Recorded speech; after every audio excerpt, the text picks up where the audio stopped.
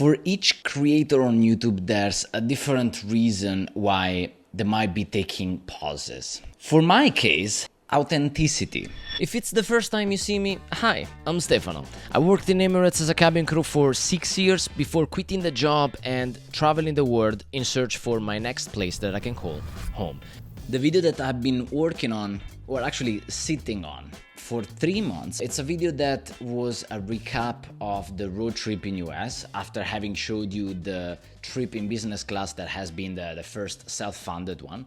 But I didn't shoot so much in terms of how I wanted it to be recorded, and it led me to go towards a certain type of video that it did not feel authentic at all. So here I am starting to post once again. It has been a pause that was very well needed. Some of you actually reached out to me either in the comments or even privately on Instagram with some very kind words that led me to actually just being authentic and just putting a video out. So with that said, let's actually have a very quick recap done by the editor for the US road trip, which, by the way, the editor is actually me. So hit it.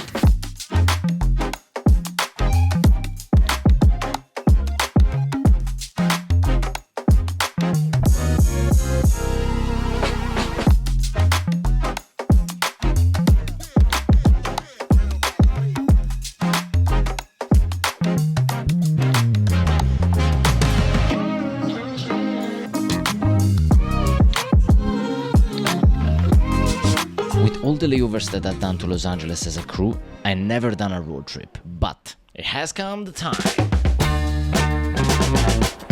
Going to Las Vegas, baby.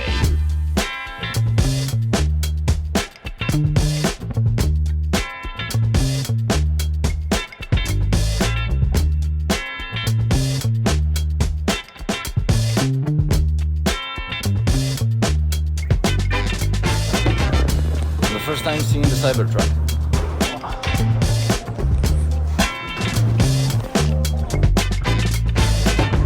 Damn!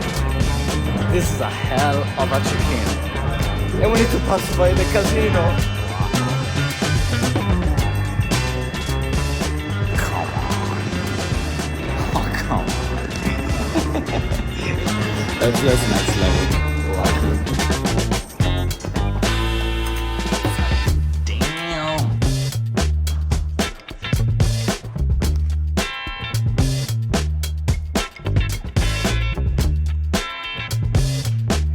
Thanks to some connections, I got to be having a tour by Boomer. This Boomer! Whoa! A local and an expert of all the casinos here in Vegas. Oh, come on, man. Beautiful!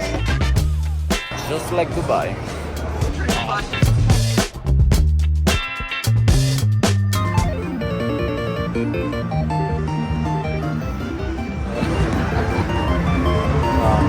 Apart from the gambling, Las Vegas in general is actually quite crazy by night. Also in the daytime. This is freaking surreal.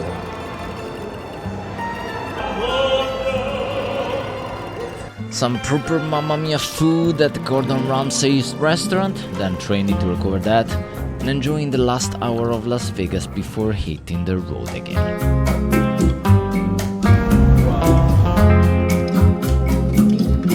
It got me scared a little bit.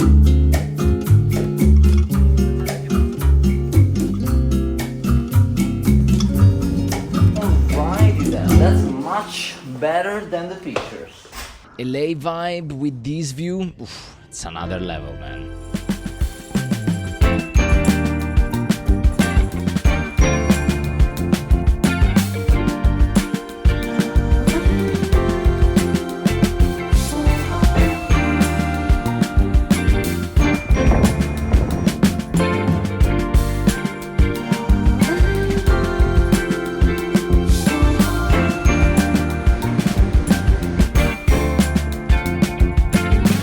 California is being one of my favorite places where to watch sunsets, and luckily we just made it on time here. You missed it, sorry. But they didn't. After LA, San Francisco, the last stop of the road trip. Do you guys have seen that now cars are being driven robotically, like taxis? And also coffees made by bots. that are actually good. Damn, it's good. Okay, boss, you're taking over.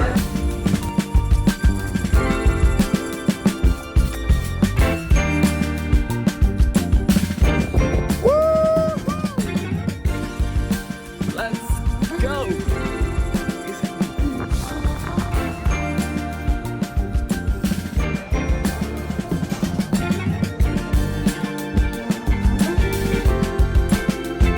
So fun, oh my gosh, this has been authentic, this has been me. Such a goofy guy, I'm a goofy guy, oh my gosh. How wonderful was that? It was actually quite nice, yeah. But the purpose of this video, as you might see from the title, is actually the evaluation for me living in the country and evaluating US right now. So there has been many things that happened from the moment of me actually recording those clips and now. But I think pretty much it's the same evaluation that I will do currently. After the whole road trip, landed in New York, and here in New York, I'm actually making the evaluation. Here we are back in New York City. Ratatouille. We wanna eat something? You're not in New York City if you don't see the naked cowboy guy. You're not. You're not. Okay, so first things first, cities. Which locations in US would we consider? And I think that New York is one of the first ones that may come to mind when it comes to mentioning US. It's not a city, it's a lifestyle. You might feel like if you're sleeping, you're missing out. And that's something that I've experienced the first time that I came here. I was like, no thanks, I'm not gonna be living here in New York full time. And that's such an eye-opener for me because I was dreaming of living in New York. So it kind of crushed my dream, you know, but it was very much needed to realize that I don't want to be putting my base here in New York. So that's my outcome for New York City. However, though, if you're that type of person that can't stop doing, anything, you love the hype of the city, I mean, this is the place.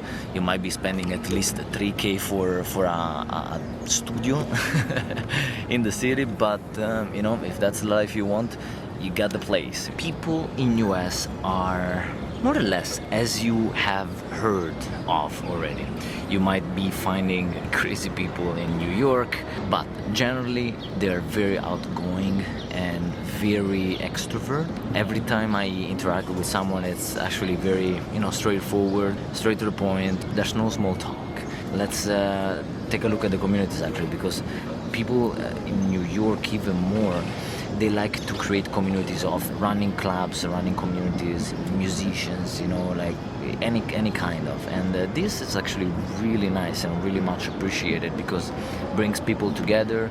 It's difficult to be left out. The point that is missing is actually for the ones that are rude, which you actually often find. I want to be objective as well. I block them out, but objectively speaking, there's quite a few that might be rude to you. Despite the good things that I've said about this, it's not like some other European or Asian cultures that is so rich in traditions and very particular things that make it so wow. With the good thing of having good communities, you have tons of activities to do. Either it's sports events or going to lounges, and with these the lifestyle can get pretty much how you want it. Doing yoga, meditation with other people or alone by yourself, going to the parks, because for example in cities like New York City, which is like pure city, you get Central Park, which is one of the most beautiful parks. You get people biking and running all the time. Obviously, if you go to Texas in the middle of nowhere, that wouldn't apply. But in my case, I wouldn't choose any of that. I mean, I bet that at a certain point in your life, you're gonna be coming here to New York. So in the description, I'm leaving the exact pin of this location because, come on, it's a couch and you lay down. The only thing is missing maybe the headrest, but you just put your hand like this and it's perfect. And you have the view of New York skyline. How beautiful. is this. The spot was so good that I encouraged the family to come over and taking a picture of me. This is one of my favorite parks, Bryant Park. That in kind of spring, summer it's like this, but in the winter it gets beautiful because that's the whole Christmas vibe and the skating rink. Beautiful. And there's all the Christmas market as well. Did I mention that already? So, this is a score. A very important factor to evaluate is prices of food, coffees, and anything that you may encounter and need to buy in America. Lately, things have gotten a little crazy. I mean, Like, it's a smoothie and it's $14. Like, how crazy. This is nuts. This is out of its own mind. Really. No wonder you need 2 or 3 jobs just to make a basic living, you know? That was $3. if you know where to go though, you can actually spend just a little bit. For example, like here, where this is a place for people that work in the area that have a lunch break. And it's a great solution to have great meals without breaking the bank and ending up on the street drinking. But there's always unexpected situations, because I needed to buy new shoes due to having stepped in mud in the Central Park. But even transportation is actually quite expensive, not only food. True, you can actually take the metro to save some money, or go on the bikes, take taxis, or get your own car, but it can actually get quite pricey as well. Happens all the time, and it happened to me also. So yeah, definitely, especially in New York City, the best way to go around is the metro. It has gotten incredibly easy. You can just use Apple Pay. Oh yeah. Which, if used well, it's quite cheap, Okay. but can definitely get very crowded as well. Apart from New York, Very quick evaluation of Las Vegas is actually being a very good contender in where to live, but it's actually, I mean, extremely expensive. Somewhere close to how Dubai is. So I don't see that to make any sense. For a plate of curry, like a chana masala, $17. Come on, this is far more expensive than Dubai. work. Oof. Even though I am not going to look for a job here in US, there's no shortage in jobs. That's what I found here. I mean, because I see places that are looking for people to work there like all the time, constantly. Looking for a waiter, looking for a chef, looking for whoever, you know, we're hiring. So there's always an option, there's always an opportunity. And even though I'm not looking for opportunities come to me here in US. So, and just yesterday actually, here in New York City as well. Even though many people actually need to work 2 jobs in order to maintain the costs of living. Having one job sometimes is not enough, which kind of sucks, you know? How important is the weather for determining how well you're living your life? US is so big, it kind of makes it a little difficult to give it a score for this point, for weather, because in Seattle, for example, which is very up north, close to Canada, it's extremely cold in the winter and it doesn't get too hot, even though in the summer it can get really warm thanks to the strong sun. But it's very much different than California and then Florida and Miami, you know. The weather is so different there. It's actually very much more what I like, what I enjoy, which is kind of a beach vibe, you know. Even though in autumn and winter can get quite chilly, that's because of the wind. So there's a lot of strong wind in California generally, you know, because obviously it's on the coast, it makes sense, you know. Florida, it's a bit more calm wind-wise, I would say, but when comes a wind, it comes a tornado. So I gotta be careful with that. Luckily, I haven't experienced any of these kind of crazy weather, but it has been enough for me to give it an evaluation that is 6 out of 10. And I will give the same score to the environment, I would say, because it's not actually that clean on the street, so it's just a fair evaluation. In terms of work, there's, as I said, a need for getting at least 2 jobs, but the remote work as a nomad, I would say that it's a little bit better, because the places where to work are really good and there's a good internet connection pretty much everywhere. The big downfall is actually for value and cost, which I give it a 5 out of 10, because things have gotten literally out of hand. too expensive for any kind of purchase that you make. Either it's food, which is the most basic one, or to other things as well. Wow, that's crazy. This one is my favorite grocery store. Chocolate chip cookies, only $7. This store is heaven. And these ones are my favorite. For all the vegan fellas here, drop leaves emojis in the comments.